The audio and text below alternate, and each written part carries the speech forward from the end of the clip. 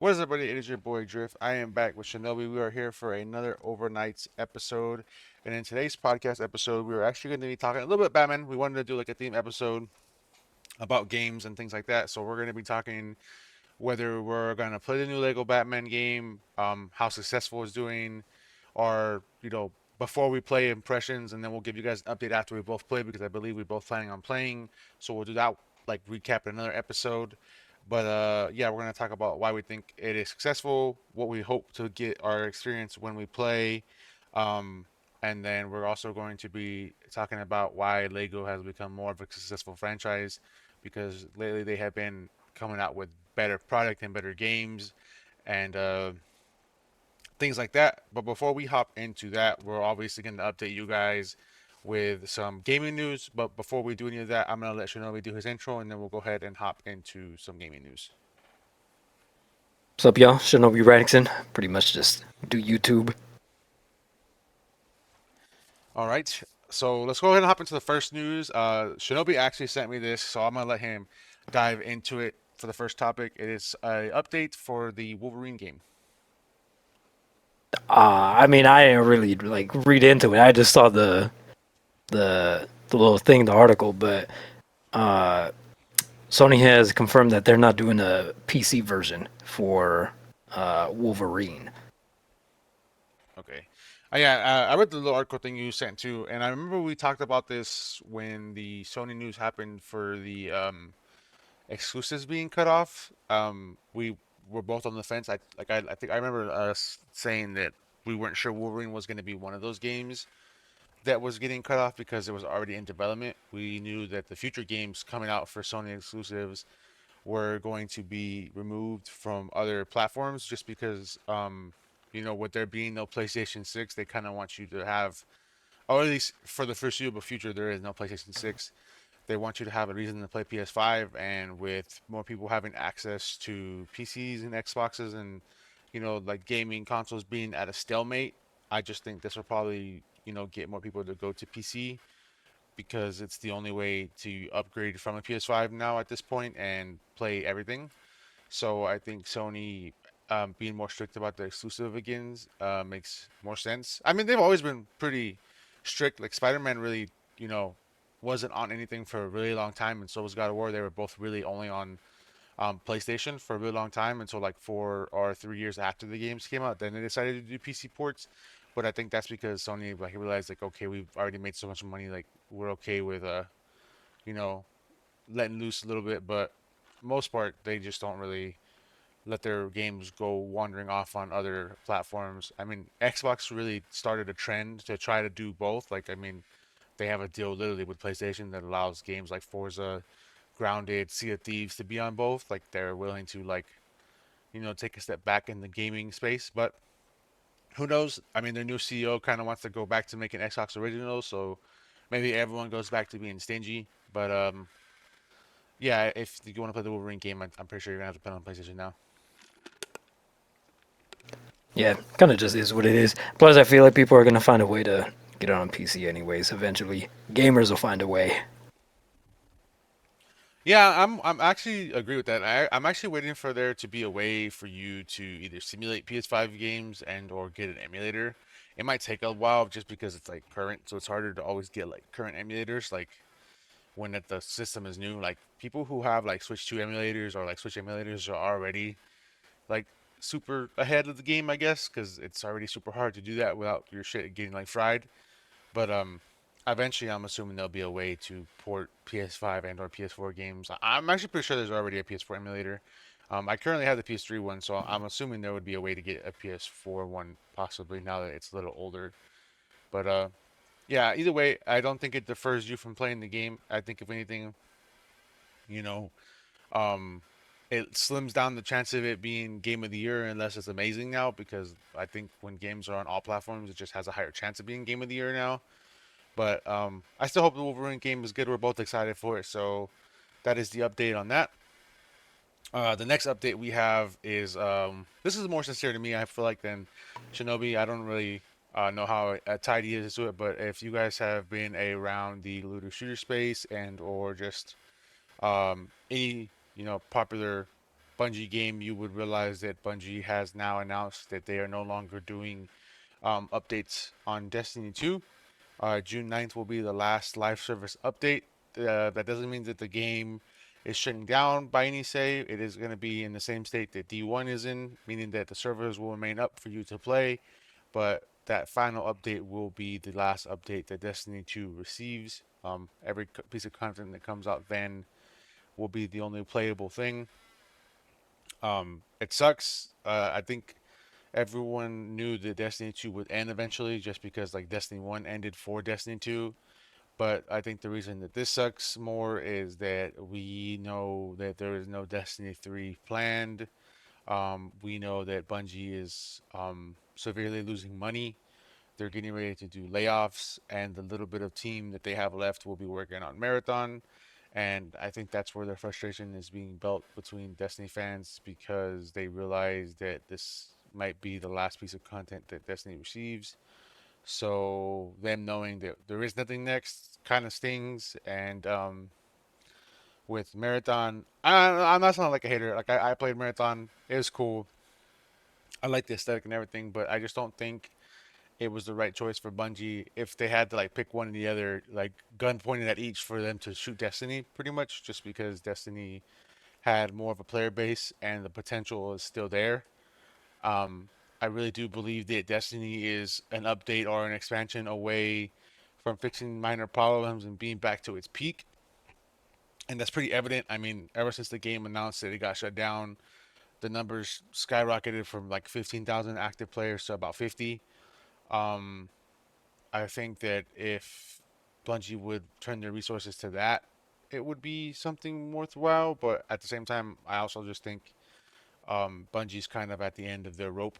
I think that now that Sony owns them, I think this will be another company that Sony kind of just devours. I think Sony exclusives kind of, our executives don't really understand um, how to manage big game companies and what works for them. I feel like um, people who do like Sony exclusives or people who make games for Sony, if they're not actually owned by Sony, they're perfect. But I feel like for some reason, like when Sony owns something, I just don't think it works out. I mean, we see that with like Concord, and we see that with Bungie now.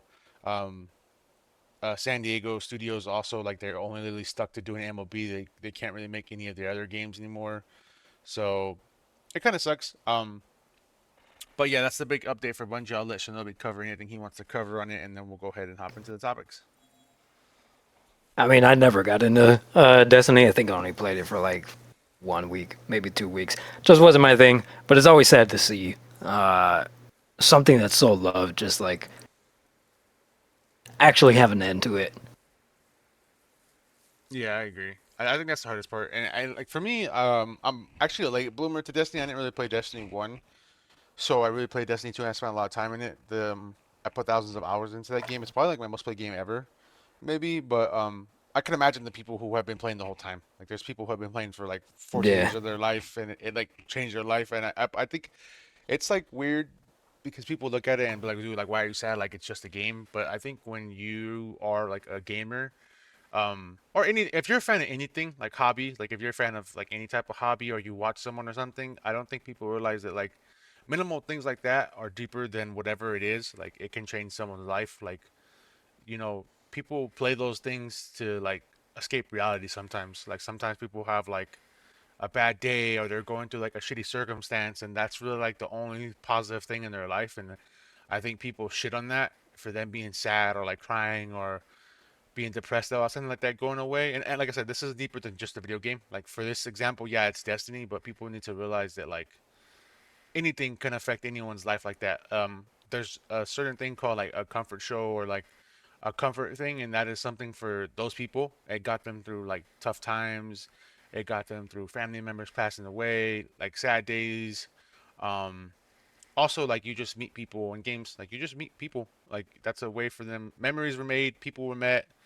Um, you know, and it's just an escape from reality. And I think that could go for anything. Like I said, watching a streamer, watching a TV show, anything. So I think people need to be more aware of what they're shooting on when they talk shit about someone being sad for something. yeah. But yeah, enough depressing stuff. That got me down. It sucks that Bungie's dying. I'm gonna miss Destiny. I'm still gonna play. I'm hopefully gonna play until I, can't play no more. But we're gonna go ahead and hop into the actual topic of the podcast, which is the Lego Batman game. Like we said, me nor Shinobi have played the game. I'm pretty sure he has seen minimal leaks. I've only seen a few. We're trying not to see leaks. We both want to play the game, I'm assuming. And we're gonna go ahead and talk about why we think Lego has upped their game as far as a game developer, and what our hopes for the Batman game. So we'll go ahead and if you want to start the topic and discuss why you think Lego has been more successful or on the right path, you can go ahead and say what you guys say. Yeah, I don't like looking into games that I want to play just because like I do it for the channel pretty much. Yeah. So I've only seen the trailer. I haven't seen none new or anything like that. But as far as like Lego moving in the right direction, um, I mean, I feel like they know they have that kind of motion. I mean, the fact that they've changed their design once and like never changed it again, and I'm talking about like the actual Legos, changed it once and then never changed it again. Like they've perfected it. It's just a good way to like tie multiple generations just like into one thing. Because like you think of Legos and then you might think of, like younger kids or whatever, but some people go crazy with Legos. And that's just with like the actual like physical Legos. Putting it into game form, now you're tying like different things. I remember picking up the Indiana Jones Lego game because I mean it was Lego, but my mom's and them put me on Indiana Jones. So it was just combining the two into one, and then being able to experience the movies through a more like kid friendly kind of way. But this one has like completely improved the combat. Like it's its own thing, but almost like I don't want to say a Lego skin, but they they use that to their advantage because they can be more like playful with stuff. They can be a little bit more creative with things that go on and stuff. I mean, I think a good example would be Pharrell's. I don't know if it was like an autobiography or whatever, but the Talking Lego about movie that biopic. was about Pharrell. Yeah. Yeah, there you go. The Lego movie that was about Pharrell. Super creative, super different way to tell a story, and then also kid friendly. Like when they introduced Snoop, they still had his iconic smoke, but it wasn't actually from the green. They had ways to like go around it and like still tell the details and stuff, but being able to share it with the kids and stuff. Uh, but yeah, they doing good, man. I'm excited to see what they build upon because I really liked. I think it was DC Villains. I think was the name of it. The second Lego Batman one. I played the first one with my kids, way back, and it was a good time. So seeing them improve from the first one to the second one was good. It's gonna be even better seeing it from the second to the third one. Yeah. Um, it's crazy. Like I said, I think like what you said about them not changing their art style and exploring these new adventures is really smart. And what I mean by like smart is I feel like Lego is working like smarter, not harder, in the sense to where instead of them like trying to bank on them creating their own stuff, which they do. I mean, Lego creates like their own line of things. I think it's cool that they adapt these worlds and they take iconic things like Harry Potter, or like The Hobbit, or like you said, Indiana Jones. In this case, Batman. Um, you know, and they do it media wise. I think because they know that that stuff is already successful media wise.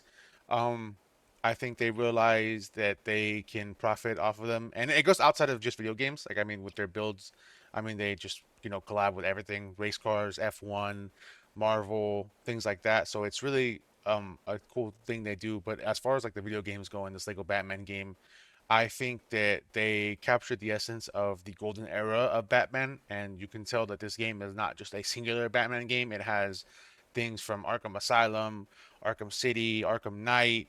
The playable side characters kind of gives you the Gotham Knights feel, or like, Suicide Squad. They're having a Suicide Squad DLC, so like, it's cool that they're grabbing the most iconic Batman games and kind of meshing them together to make their own story. And like I think Lego has just been on the right path for a long time. I think it really started when we were a little bit younger. I mean, I think the Star Wars PS2 line was like, the real starts of like, okay, these are like a legit video game franchise. Yes, the Indiana Jones one did good, but I feel like Star Wars Lego, I feel like really put them on the map. I mean, that that line of Lego games has been re-released and iterated 4 times. Like literally, like it's been re-released to the PS3, they got re-released to the PS4, re-released to the PS5, and then they got an extended cut re-released to the PS5 again with like the newer Star Wars games added on to the original ones for another re-release. So I really think that they captured the idea of a Lego game through Star Wars, and it has just been built upon. And as far as media, I think they've really controlled the media space. They have their own original movie. Like you said, they had the biopic for him, and then they've just been adapting a lot of things into Lego. Like they did the Lego Batman movie, but I think movie and media kind of started a little bit back when we were younger on TV. I think like Ninjago was like a big thing. They put Lego on the map for a Yeah. while. Um, I feel like that was kind of like, I guess you would say, a trend that took over TV for a while before things were super trendy on the internet. I just remember like everyone kind of knew what Ninjago was, and that's like something that everyone really like attached to. It's kind of like the same thing with like Beyblade. I mean, Beyblade kind of just created its own brand off of a singular TV show, and I feel like that's exactly what Ninjago did. And I also think that Lego did something smart too, taking a break between making these new games, and that was when they made Odyssey for Fortnite, which is like their survival mode or whatever, but you play in Lego form, and just having iconic skins from Fortnite be turned into Legos for a survival game on one of the biggest platforms to get as many eyes as possible for you to like rebrand your gaming industry is perfect. Yeah, and I mean they've always tried to stick with being kind of like in the limelight, but like not really. Um, and I think they've like found their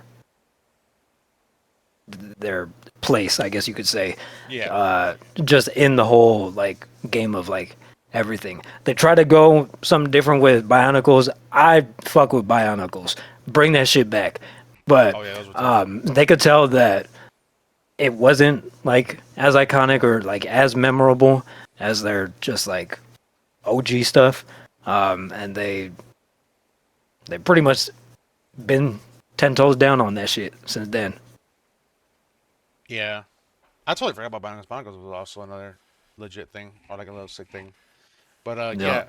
Other than that, I don't think we're gonna talk too much about Batman. Like Shinobi said, he hasn't really seen a lot of leaks. I haven't really seen a lot of leaks besides the thing I just announced about the Suicide Squad characters.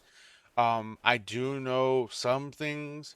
Like I said, it's not a mesh of just a singular game. It's multiple games. Like I know that's a thing. I also know that there's something going on right now where if you buy the new Batman sets, I think it's like 4 or 5 of them, you get in-game skins, which is cool because that means they're making you want to go out and collect these limited actual sets to build to get stuff in-game. That's kind of cool. But other than that, we'll go ahead and talk about um, our excitement to play the game, like what we hope to get out of playing the game, so there's no leaks. And then whether we think that this can be a Game of the Year candidate. That one's a little bit harder because neither of us have played. But from the review, I guess I'll start. From the reviews I see of the game, it is getting a really good score. Everyone that I know is kind of playing this game. It kind of reminds me of like the Elden Ring effect. Like even all the streamers I watch who play games or nothing like Legos are playing this game. So that is cool. I think it's just something that is super exciting. And like you said, they re-innovated the combat system and made it more than a Lego game. So it's the first time ever that Lego has innovated a different system into their system, if that makes sense. So it's super cool. So I'm hoping that this is a great game. What I hope for is just to catch the essence of a Batman game. I feel like we haven't had that for a fat minute. Obviously, I enjoyed Gotham Knights. I have a lot of people weren't really, you know, into it as much because Batman wasn't actually in the game. It was his sidekicks, so it was kind of a little bit different. And the last piece of Batman content that we've got video game wise was Suicide Squad: Kill the Justice League, which again I actually liked the very beginning launch of that game. I know it had a rough opinion with the media, but it was still a pretty sick game, and to see Kevin Conroy play Batman one last time was super cool. But those games to most people are not iconic and or good enough Batman games, so I feel like this is the first Batman game where people were actually excited about. Yeah, I mean, seeing it as game of the year, uh, I wouldn't doubt it. I mean, if people enjoyed it enough and they're like actually genuinely having fun and shit with it, I don't see why not. Especially if like we're trying to make a statement and be like bring back just games that are fun rather than like visually, you know, to the max of what tech that we can possibly use to get the most photorealistic shit and all of that. If we want fun games, then fun games need to be, you know, seen in that light of like, yeah, this is. We get that it's Lego, but like you can sit down, play it, and actually like enjoy it, kind of thing. Um, and from the little like movement stuff from the trailer that I saw, I mean, it looks like it flows just like Arkham Asylum, and Arkham Asylum pretty much set the bar for like beat 'em up games. That whole feel and the whole flow from that, every beat 'em up game after that, I mean, look at Spider-Man and look at Wolverine. They're pretty much just building off of that system, just using their different powers, kind of thing. Um, but yeah, I'm super excited to play it. Um, I like when they like put like their own like little skits and their own little uh I guess perspectives would be the way for certain scenes in movies. So I'm excited to see that when it comes to the different. I don't know if all the Nolan ones are going to be in there, but I'm pretty sure I remember seeing the Dark Knight in the trailer. I remember seeing Batman, the one with uh, the newest one.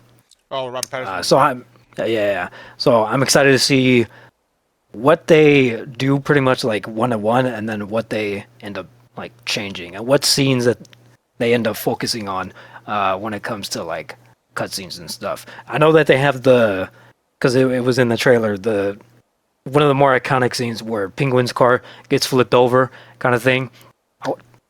Super excited to see that. I want to see them do the semi flip when Joker's just like standing in front of the semi and then Batman like flips it over kind of thing. I want to see how they do that, stuff like that. So I'm excited. That was always my like gravitation towards the Lego games is how they reenact the different scenes from the movies. Yeah, I agree. I can't wait to see that kind of stuff. I know that they actually are adding scenes from the movie because I seen a thing of like the track list of stuff, and I know they added a lot of soundtracks from the movies and or other games. So that's kind of cool how they're going to use iconic sounds from other games in their game. So I'm excited for that. And yeah, I'm excited to see what they can do with adapting like the media and video games. I think for me, something that I'm most excited about, I think, is the suits. I think it's cool that there is thousands of Batman suits. It feels like in this game. I know there's a lot of them to hunt, and I think it's cool that it goes beyond just Batman. Like there's Jim Gordon suits, there's Talia al Ghul suits. You can get Nightwing suits. You can get Robin suits. Batgirl suits. So I think it's cool that all the characters that are in the game can get collectible suits for you to have them wear. Um, I think the next coolest thing that I'm excited for that I think is perfect for a Lego game is that you can actually customize your Batcave yourself. So your like HQ is your HQ. You can do like the layout and stuff. I thought that was kind of cool. But yeah, as far as game of the year, I do think this game can be game of the year, and I think whenever you have a game that honestly just captures all ages of audience, it just has a super high chance to win. Um, I think anyone from a 6-year-old to a 50-year-old can play this game and it be enjoyable for either. There is no in between. There is no this is a kid's game. There is no this is an adult game. This is just Batman. It's just a piece of media that everyone loves. And I think if Lego does a good job with this, I don't see why they wouldn't capture other mainstream, um, titles. Like I wouldn't be. I seen this on TikTok. I would not be surprised if like a Spider-Man one is next. If you just grab all the Spider-Man movies, all the Spider-Man games, including the Sony games, and put them into the same kind of project, just like this, with instead of it being like Arkham City's combat system and Batman's combat system, it's the Spider-Man games combat system, which is very similar to Arkham City, anyways. But just imagine the open world, stuff we got in this game into a New York game where you can web around and swing around with Lego versions this time. Everyone loved that about the Spider-Man games. The open city and the web movement and swinging around the city was some of the best things that people were doing when that game came out. So in a Lego form, it would probably, also, you know, really do successful. And if you grab all the Spider-Man movies and some of the shows and the games, his road gallery is just as deep as Batman. So it would be sick for Lego to, find a success from this game and do it for other titles or other things that we like. I'm honestly surprised that Lego just, you know, I'm pretty sure that maybe they are doing this. Maybe they are coming out with this kind of things, but I wouldn't be surprised if Lego just pivots off Batman and just keeps the success train and just does other things now. Have they done anything since Batman? Like anything new? I feel like that was Um, the last franchise that they were like, yeah, let's do this. yeah, I don't think that Lego has had anything before this besides the Fortnite stuff. I could be wrong. Um, but I don't think they have a game or nothing that they've done unless it's been like re-releases of games. But Batman is like completely new. So I'm seeing, let's see, before the Batman ones, I'm looking it up. Oh no, wait, didn't they do now that I like started thinking about it, didn't they do Horizons? Oh yeah, I think they did. Yeah. So I'm not like totally against them like going into the Spider-Man stuff. That would be sick. Yeah, Especially if they're already like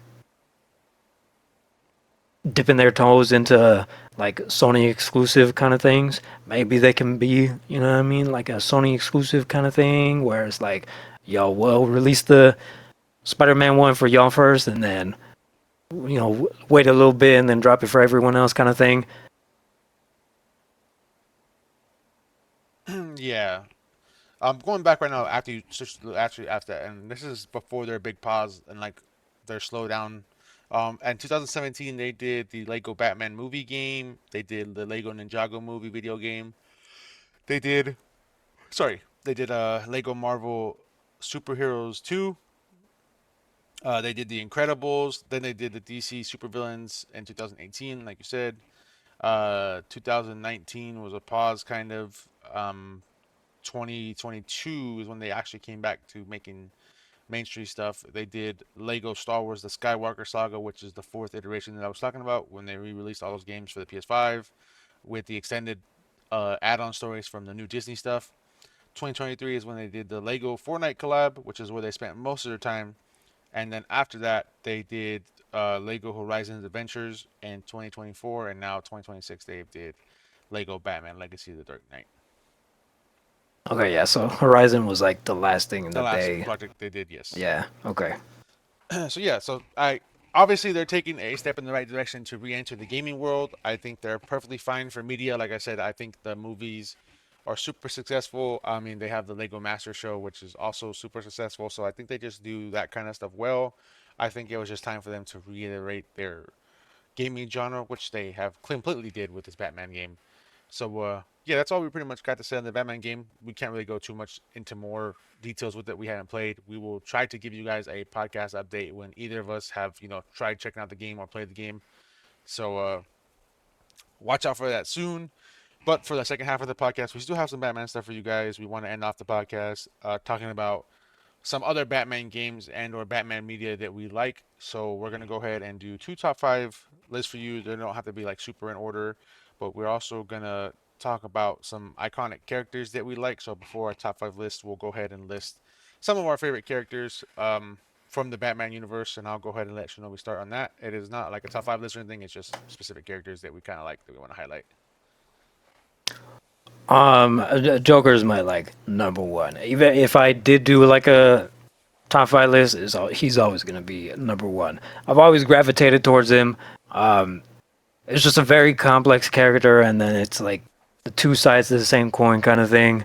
It's like he's kind of doing the same thing, but it's a different kind of perspective.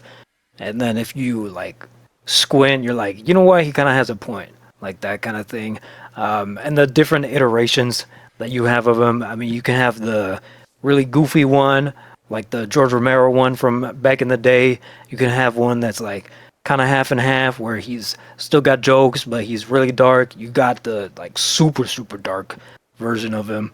Um, I love all the different variations of Joker. Uh, Kind of a two sides to the same coin kind of thing. More so just like very relatable, and just kind of got dealt a bad hand. Mr. Freeze. And I think in all versions, Batman kind of like feels for him and like is trying to help him, and like really working to get him off of the path of being a villain, and like, yo, we can help your wife, and you know, whatever you need, like we got you kind of thing. That's another thing too. Like he's really only doing it because of his wife, just to save his wife. So I mean, I gotta give him some for that. Um, Probably the GOAT, Alfred. I feel like he's super slept on, not just as a character, like as a whole, but even like with Batman. And I guess it just depends on the different variations. But like, this was this dude's father. Like, he essentially like grew up with him. Um, and at a super young age, when you're still like influential, he might as well just be like his stepdad at that point. Um, and he's like always there. He's his right hand man. He's Oracle when he needs to be Oracle, kind of thing. Like he's that guy. And I always remember like that one. I don't even remember from which comic it was, but it's that one comic strip where he's just like loading up the shotty, and he's like, well, guess I gotta do what the fuck I gotta do, kind of thing. So he's always with it. Another character that I really like, and it's more just because of like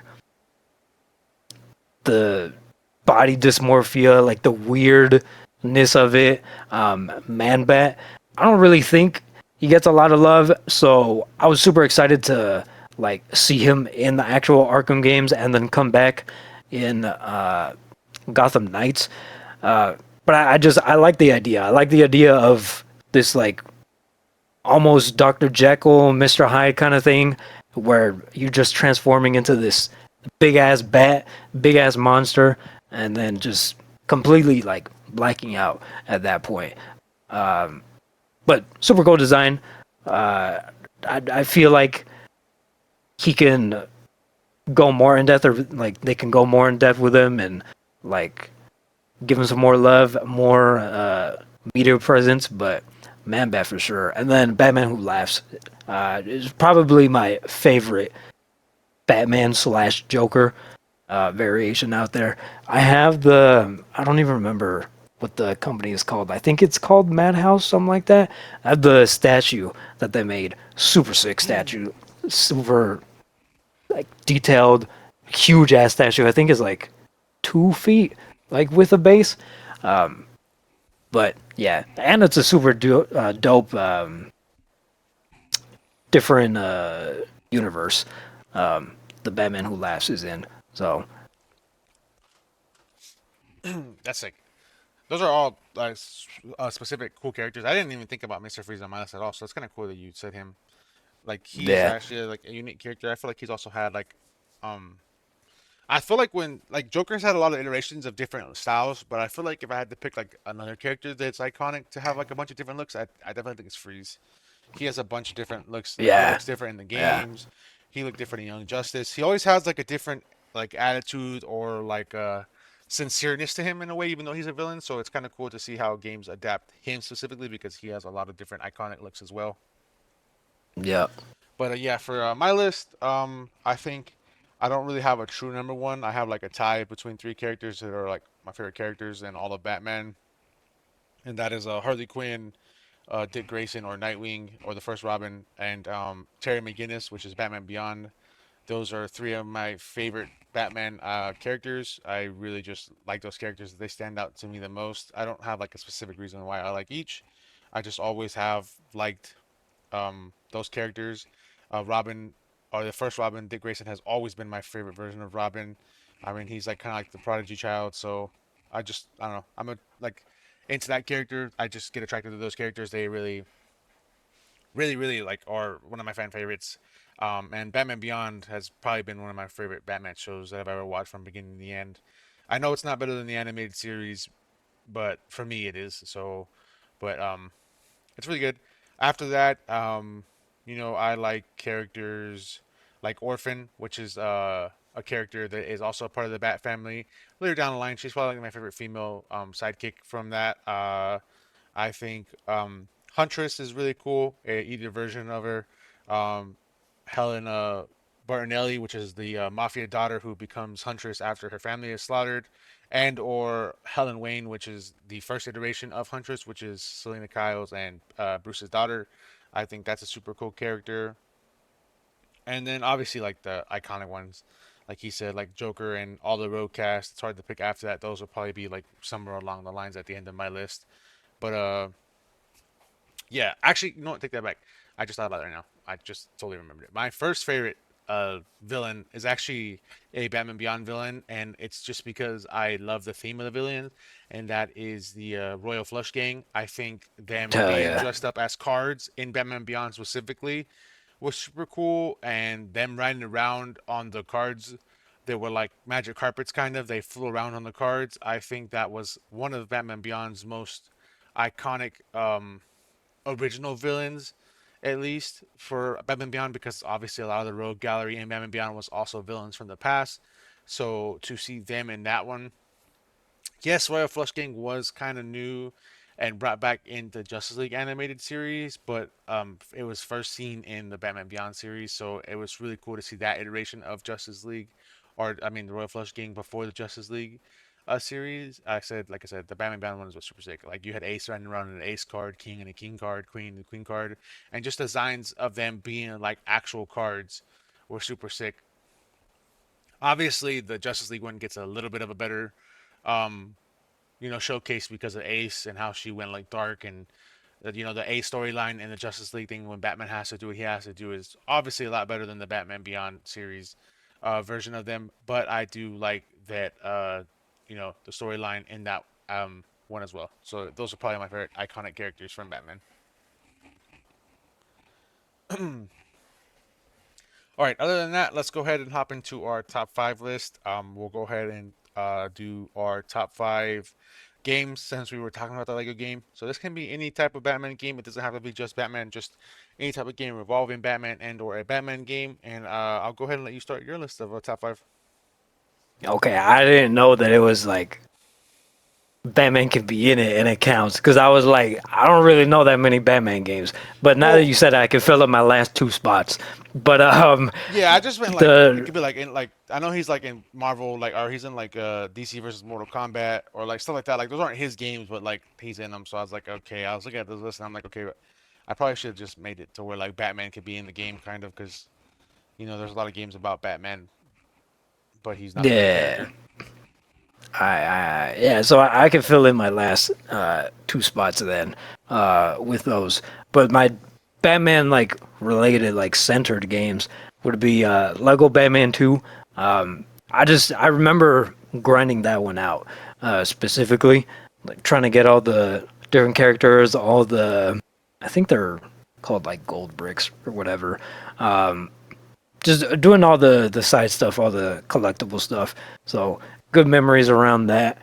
Arkham Asylum. I mean, I chose this one out of all of them because I mean it set the tone for everything, and I think this is the one that I've gone back to the most and replayed the most. It's the first one that I platinumed out of all of them too, so it's just very very special moment in time for Arkham Asylum. Um, I've never played this game, but I've seen people play it, and I thought it was pretty solid. The Batman Telltale series. I haven't played any of the Telltale games, but they always get a lot of praise, and they're always like pretty good. The stories are really good. I like the art style in them, and I think they did a good job with the story that they wanted to tell um, with Batman. For my other two that aren't Batman games, but they're in them, DCU. I loved playing this the first time through. I remember getting Miggy into it, and he's not super into uh, these kinds of games. I'm not either, but I was like, it's DC. I kind of got to do it, so why not? Um, and I don't think Mickey's ever played a game like that either. And we grinded up until like the actual raids that like meant something, and you actually had to grind out for Yeah. specific sets and like actually get your combos and all that ready, uh, that kind of thing. But just good memories, a lot of fun, hella replayability. I mean, if you go in just even now, there's so much stuff that you can do. There's so many DLCs, and they're still dropping DLCs too. It's not just like event stuff. So it still gets a lot of love and it still gets worked on. And it's definitely worth like even if you just play up until the essentially the cap. After that, it's like the raid stuff. But even playing up until the cap, well worth the time. Um, Yeah. yeah, and then for the last one, um, I'll just go with Suicide Squad because I feel like it didn't get enough With your love brother. and yeah. Um, and I feel like if they had gone a different direction, it would be a different kind of story, and then we'd be talking about different kind of things. But definitely, Suicide Squad would be that last spot. Yeah, I agree. I think it didn't get enough love. I want to add on to two of your games. One, the Suicide Squad game. I feel like if it just didn't advertise itself as a live service with multiple seasons to come, it would have been fine. I just think that um, at the time, we had like other popular games, like one we talked about at the beginning of the podcast, like Destiny, and then there's Warframe and Division, and then when you try to make a campaign slash live service game, um, it got very weird because, like, and I told this to you when we were playing. It's like the looter aspect of you getting loot in that game and the build crafting part of the game just like was kind of off. Like, we weren't really like there was nothing to build towards besides like getting like specifically like good weapons to drop, I guess. But like there was no like true like tiered loot to get for your character. Like there was no like, oh, this is like a OP Harley Quinn build, or like, oh, this is like a OP blah blah build. Like you kind of just like randomly built with the shit that was in the game, and just hopefully you got good guns to drop with a higher number. And also, me and you for the longest time were confused on what that number did, because like having a higher number gun didn't really equivalent to more damage, or you being a bigger number didn't make like the game like easier in a sense. So it was kind of like always weird to go for like higher gear shit than um you were supposed to. So like, what was the point of the live service game? I think that they should have had loot like the way it was. I think they should have took away damage numbers and just made it by like, or let me rephrase that. They should have took away scaling numbers and made it more like rarity. Like if I have like a gold version of the gun, it's just the best version of the gun. Like I can't get like the perk system in that game was just super weird. Like I could get a red gun to drop that was better than a gold gun because it had better perks supposedly, and that kind of stuff just got kind of confusing. So they kind of just made it like simple as fuck. Like blue is weak, green is a little better, or remember first like green is weak, blue is a little better, red is the second best, yellow is the best, and that was it.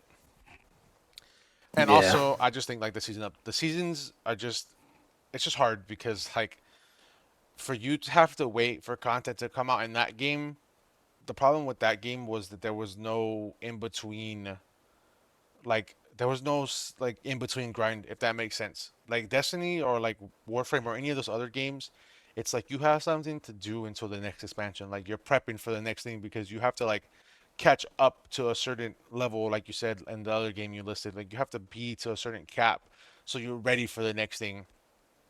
And Suicide Squad just didn't provide any of that. But other than that, I'm not gonna like yap too much about it. The story was good. I just agree with you. I think that the game should got more love, and if they would have went in a little bit of a better direction, the game probably would have been received a lot better. Now the other game you said, the DC Online game, um, I want to circle back to the beginning of the podcast when we talked about the Bungie stuff. If you are a Destiny fan looking for something to fill the void of you having an MMO RPG grindy like game. Um, we have all actually tried that game because of Shinobi at least once. Like DC Online is a great alternative if you're looking for something to fill the void. Try it.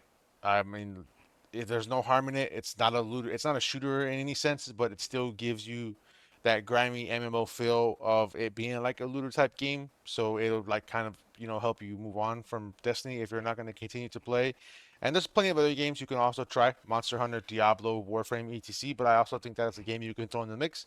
But yeah, that's all I wanted to circle back to his list. I thought that was a really good a shout for a game, and it really coincided and tied with the beginning of the pod. But yeah, we'll go ahead and hop into my top five. I think for me, I have Arkham City. This is no specific order. I just have Arkham City. I really like the game. That was like my first like favorite Batman game that I can remember. After that, I really, really enjoyed both playing and watching these, which was the Batman Telltale series. I just loved the Telltale series as a whole. I loved watching people play like the Walking Dead one, or like the ones before the Batman one, and then when the Batman one came out, it was just super fun to watch people play and or play it myself. Also, it really was cool that the way that they did that game, where Joker starts off as your friend, kind of like you go to Arkham Asylum, and before he turns all crazy, he's like just your average friend, and you make so many decisions that put him either in the right path or the wrong path. So it's kind of cool to see you create the Joker in that game.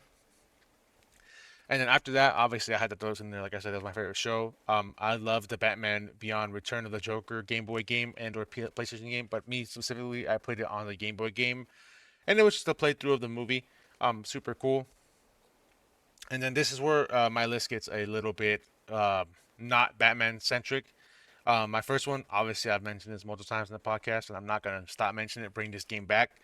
Gotham City Imposters, super fun arena shooter. I really loved that game for its goofiness. It was just one of those shooting games that you don't like kind of like take serious. It's kind of like playing Team Fortress 2. You kind of just go around, grapple up to the roof. You're dressed up as either a fat Batman or a skinny Joker, and you're just, PvPing it out.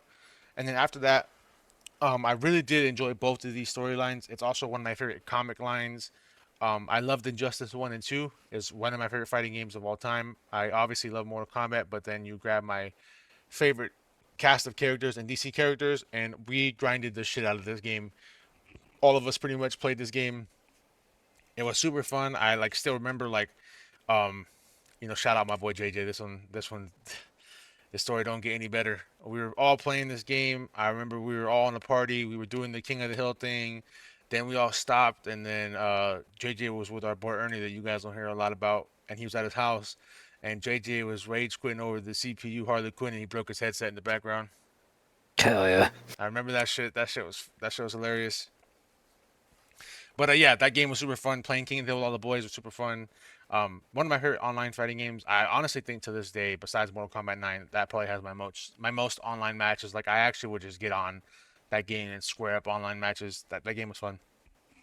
And then for my last two honorable mentions, I guess outside the top five, I would do Arkham Asylum, the very first Batman game. I did like that game just not as much as Arkham City. And then, like Julio said, I also had a soft spot for Suicide Squad: Kill the Justice League. WWs. I agree. Let's go ahead and hop into our next top five things before we go ahead and conclude this podcast, which was our top five either movies or comics media to Batman. It could be movies, shows, comics, anything media wise or comic wise. So I'll go ahead and let you start off your list with your top five things. We both might have this one on Batman Beyond. I think it's super underrated, and if you haven't seen it, it's definitely worth just grinding it out. We've been robbed also because, and I don't know if this was like any like truth to it or just the internet running with like one thing and then trying to make it a big deal, but I remember when what was it? Into the Spider Verse, whichever one is like split into two parts. Oh yeah. When the first one dropped, I think it was like a month after or something like that.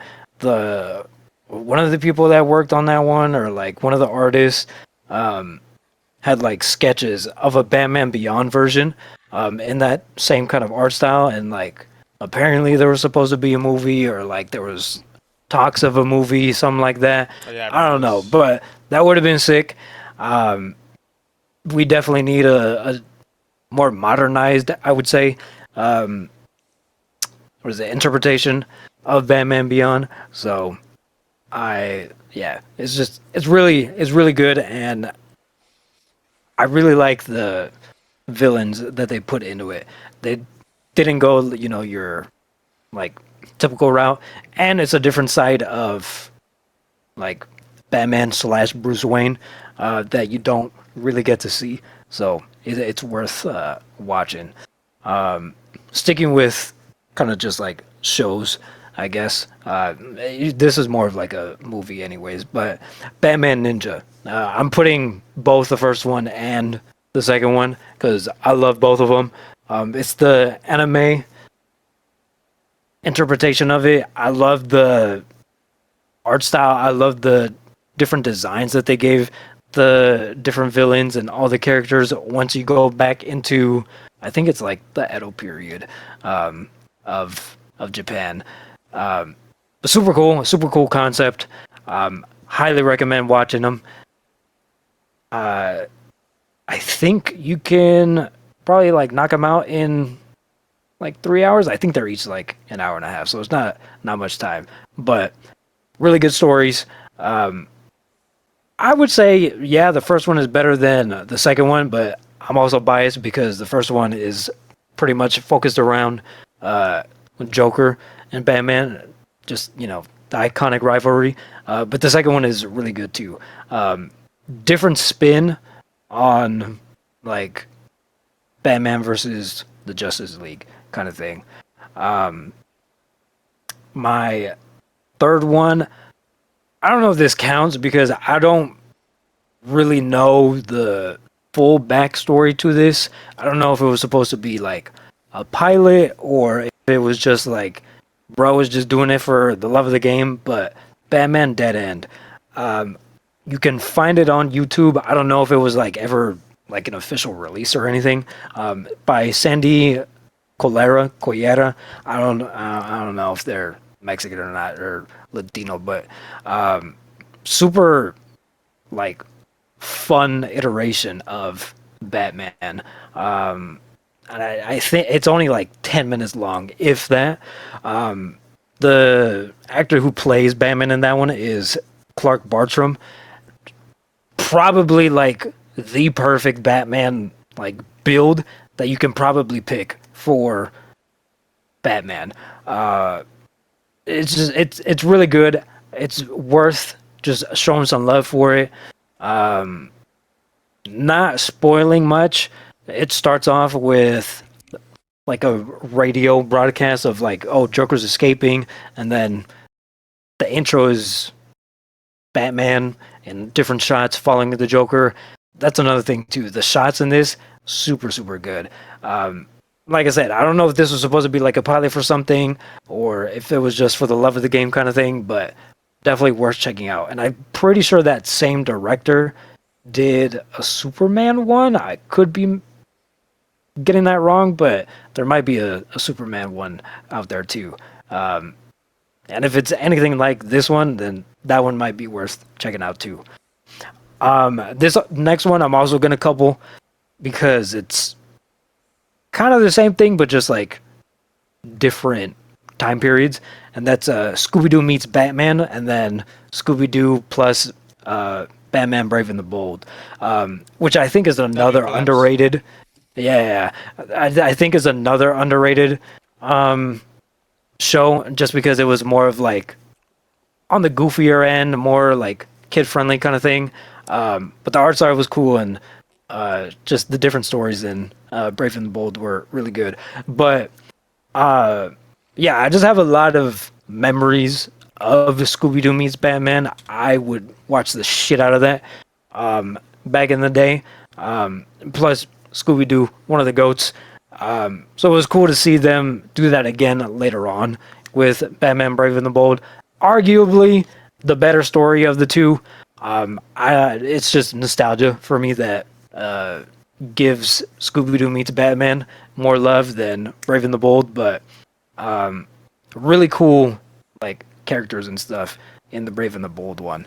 Uh, and then the last one would have to be it's either between um, Justice Buster or and I can't even remember the name of it, but the one where Joker takes care of Batman as a baby until he grows up, and then they start fighting each other. I can't remember what that one's called. They're both mangas, but just the art style in Justice Buster is really cool.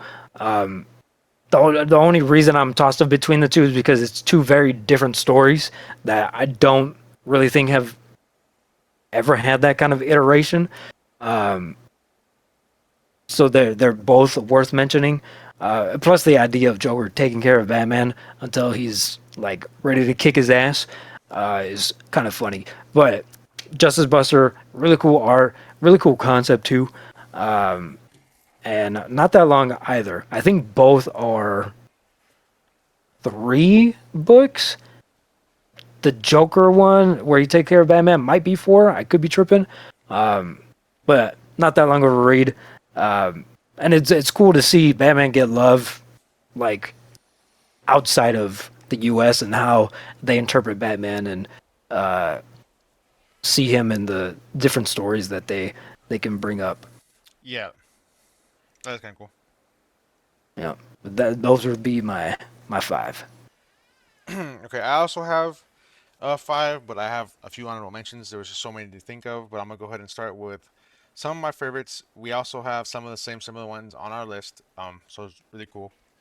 For the first one, yes, although Batman Beyond is my favorite show, my very favorite piece of content when it comes to Batman is actually the animated movie Under the Red Hood. Um, it's one of my favorite storylines. Obviously, um, you know, when I watched it as a kid, this was the first time that like I seen a Batman stuff that was like more adulty and had killing and shit in it. I mean, it starts off with Joker beating up um Robin in the shed or whatever. Jason Todd's just getting his ass beat pretty much in the shed, by a crowbar, and then Batman doesn't get there in enough time and he dies. So the movie just starts off with Jason Todd dying, and then it skips a few years later, and obviously this movie just tells about Jason Todd being the Red Hood and Batman figuring that out. That storyline is super super iconic. I mean, shit, like I said, watching this movie as a kid, I lost my shit. I'd seen killing, then the plot twist at the end. At that time, that was like pure cinema for me.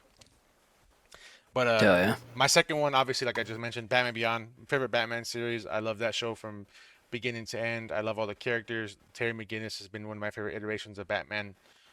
Period. So yeah, and after that, my next one, I think this is a surprise to no one. This is also, if you hang out with me, you guys know that I have a specific interest in these characters as well. I mean, I watch all the shows from the Nickelodeon show all the way to the 202 show and all the movies, and that is Batman and the Teenage Mutant Ninja Turtles. I thought their collab movie was super sick. Yes, the turtles do look a little goofy in that movie, but it was super sick seeing Batman get to collab with the Ninja Turtles. Ninja Turtles are also some of my favorite characters. So to see the Turtles fight Ra's al Ghul while Batman fought the Shredder was super sick. And I also think it was super cool to see Batman lose to the Shredder at first because he didn't know who he was. And obviously the whole Batman prep time shit was kind of cool. One of my favorite scenes in that whole thing, unfortunately, R.I.P. my real boy, my favorite turtle, but Donnie gets his arm snapped by Ra's al Ghul. That was a sick scene. Definitely makes Leo snap and go into like his dark mode, and then he 1v1s Ra's al Ghul, so that was sick. Just one of my favorite movies overall. It's a fun watch if you guys want to watch it. And then after that, I also have both Batman Ninja parts on there. I definitely love the second one when he fights Justice League. I thought that was a little bit sick when it came to not just the movie but the art style and the way they made the Justice League characters look. I thought were really cool. For once, I actually thought Aquaman was cool in that movie. Specifically, don't really care for Aquaman, but in that movie he was kind of sick. After that, I have the Batman animated series. I feel like that's just a huge shout. Obviously I didn't watch it when it first came out, but going back and watching it after hearing how iconic it was, it'll also hold a special place in my heart because that is the first time that Harley Quinn was ever created. So to get to see the style of Harley Quinn, obviously that's one of my favorite iterations of her, just the red and black jumpsuit, jester suit, and like I said, it's the very first time we ever see her. Even before the comics, she was originated and made for that show, so it was cool to see her origin story. And then after that, I have a few other ones. These are both comic lines and movies. Obviously, huge shout to the Dark Knight movie. I feel like that was the first live action superhero movie that I like. I kind of feel like it's the epitome of superhero movies. It's like the golden standard. Like, no matter how many Avengers movies or Marvel movies comes out, it'll always be like this movie was almost as good as The Dark Knight. Heath Ledger's Joker is probably one of the most iconic performances we'll ever get in a superhero movie. So huge shout out to that movie. And then the last two I have are Killing Joke, the comic look line, and or the movie was really good, or the animated movie was really good. And then Batman: Death in the Family. I also feel like that's not really like a comic line. The movie is really good. It's just iterated into a bunch of different comic series because like the thing about Batman is that people are always dying. Like it's just sad that it's so close to an anime in the sense to where like these beloved characters go through so much trauma and they just die. Like Gotham City is just not a nice place, and you get fond memories and love for these characters, and then sometimes they just get ripped away. That's what's cool about Batman. It's dark, but it has its lightful moments, but it's also dark, and you realize that like in the end, the superhero doesn't always win in the Batman comics. So yeah, those are my top five pieces of Batman content. And I don't know if you have any more that you thought of while I was talking that you want to add on to or anything. If not, that should be good. yeah. I don't think I have any like honorable mentions. Obviously, like the Nolan films, all of them in their own like way. I feel like Batman Begins didn't get a lot of love in the beginning, but like for at least me personally, going back and rewatching it, it really set the tone and everything. So that one, it was like you had to let that one like marinate for a little bit. Everybody obviously always talks about the Dark Knight, and with reason. Uh, just the different interpretations of the villains in that one is really good. Seeing the constant fight that Batman has with like morals and like right and wrong, but like within the other characters, it was a good way to represent that. Dark Knight Rises is still my least favorite of the three. I just I respect the artisticness of Tom Hardy, but like I don't know, it just Bane didn't really hit for me, and I think because of that, it was just not like in second, or I don't see it ever beating, Dark Knight. But yeah, shouts out to the Nolan films. Yeah, I actually also agree with everything you just said. I think the Tom Hardy thing is just, I feel like it's just one of those things where like, um, you want the movie to come out soon enough to follow up The Dark Knight, but then with the situation that happened with Heath Ledger, unfortunately, and then the performance that he put on, I just feel like, dude, anyone who played the villain in the next movie was just gonna have tough shoes to follow. Like regardless of them not playing the Joker, even though they didn't play the Joker, they picked a different villain. It's still the fact of the performance and the situation that he put on. I just feel like that was the movie that you needed to like wait a little bit. You needed people to like miss the Batman, kind of like how this Batman movie came out, the Robert Pattinson movie. We went so much time without a Batman movie that by the time that Batman movie came out, people were more in tune to the idea of it being a great movie because we missed Batman. And I think with that one, it's like, oh my god, like we just got the Dark Knight. This is fucking peak superhero cinema right here. We're not gonna be able to recreate this.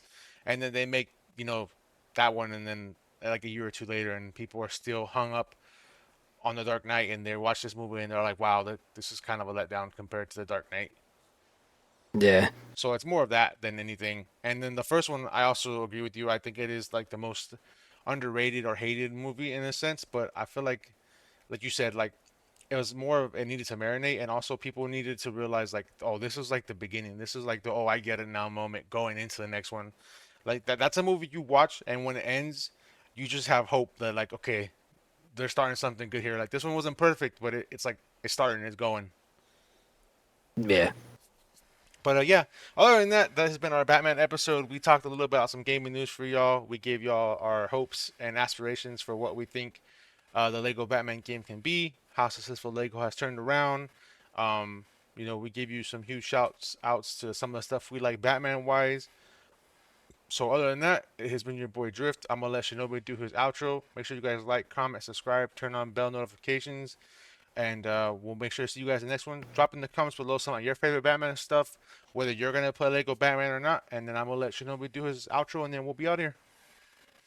Yep. Just appreciate y'all for tuning in, and if you have any slept on media of Batman or just like games that we should peep, definitely put that in the comments.